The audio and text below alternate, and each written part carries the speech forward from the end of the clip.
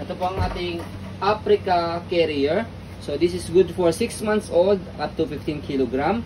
So this already washed and ready to use. Wala po siyang faded, wala siyang discoloration. Combination ng red and black color. So ito po yung setup niya kapag nakalagay yung hood. So gagamitin lang naman po yung hood na yan kapag may ambon or mahamog, malimoom. Ayan. So i-roll lang natin siyang ganito. Ayan. And then papasok siya rito sa may pocket niya. Okay. Sige. So next natin, ayan, meron siya ritong zipper. Okay. So pwede kayong maglagay ng gamit dyan. So mesh type po yan. Okay. So ito yung kanyang harapan.